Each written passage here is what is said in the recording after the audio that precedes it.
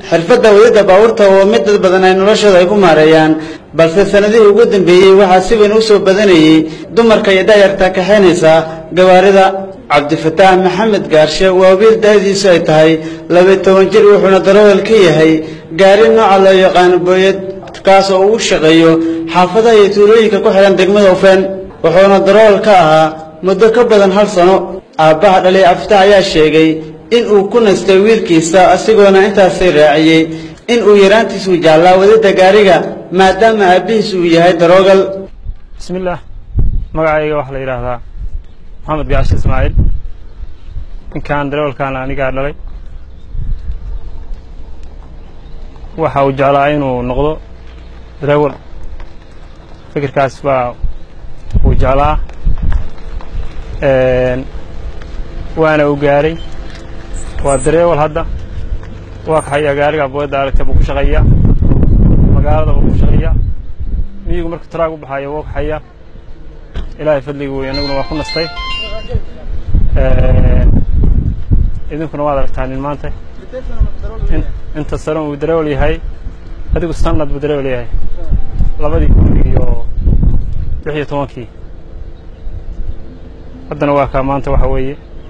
uu ka adag yahay gaarigaas aad baan ugu nastay waa looga haraa miyiga waa waxa waa kaxaya magaalada waxa way ugu shaqeeya alxamdulillaah haddana waad aragtaan marka yaraantiisa darawalnimadu jeclaan darawalnimadu uu jeclaa uu gaar qofkana de wixii ahmiyada uu saaro maartay jeclaado yaa uu ka guul gaara mid ka mid ah darawaliinta ku nool degmada Ufeen ayaa waxa uu sheegay in Cabdifataax uu ka mas'uulsan yahay darawaliin badan oo xilliyan ku shaqeysata wadada baabuurta marka loo eego sida uu ka xeenayo gaariga bismillaahir rahmaanir rahiim ninkan markaan ka warbixiyo ninkan aqoon dheeraad baan u leeyahay adeerkiisaan ahay muddo badan waan arkayay ilaa iyo yaraantiisii markii uu wax weey gawaarida baranayay ma sha Allah hadeer waxa weeye inta uu leeyahay lama oran karo waa nin mas'uul oo darawal laakiin niman badan oo darawaliin oo ilaa iyo dawladda maxaa si bare ku sinaabu ka darawalsan yahay kana mas'uulsan yahay hadda waxa weeye miyiga waxaan ku arkay isagoo waxa weeye gaarigan wada oo waxa weeye dad xoolo dhaqata ah biyo u geynaya waxa weeye ma sha Allah baan leenahay waxa weeye wax badan baan waxa weeye ninkan arkay isagoo wax gaariga wata waa mas'uul magaalada aad aragtay oo luqyada miirana isaga gaariga wada geliya isaga biyo u dhaamiya aabihiis waa uu ku nast marbuba uga tagaa oo tuulooyin kale iyo baadiyaha iyo meelaha uu hawleeyaa isaga gaariga wada oo wax weeye hawshii odayga xiftiyay oo maamula waxaan leeyahay ma sha Allah Cabdifataax ayaa iga waramay dareenkiisa asigoona sharaxaad iga siiyay habka loo kaxeeyo gaariga magaca waxaan warbixisa inta sano darawal hal sano waagi hore ma jeclaan jirtay inaad darawal noqoto markaa hore kawna markaa hadda aad ku guuleysatay oo darawal aad tahay dareenkaaga waa gaari barta waa taqaanaa Soomaali meel walba geeysa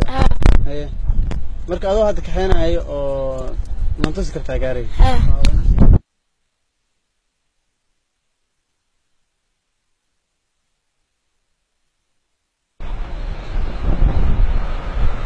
هذا قريب محوق صعدة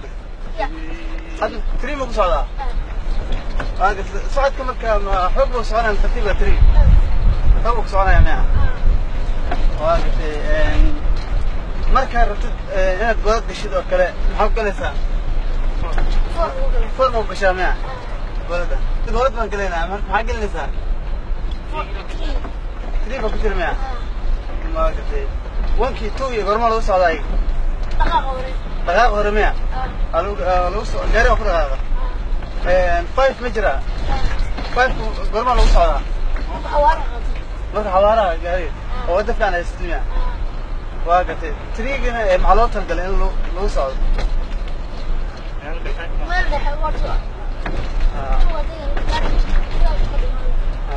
وانكي تو اسكو بدنا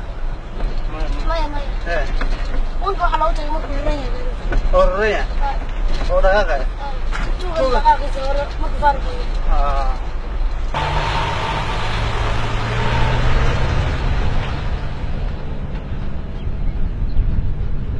cabdicasiis nuriire cabdicasiis daacad warbaahinta Jubbaland boosaaso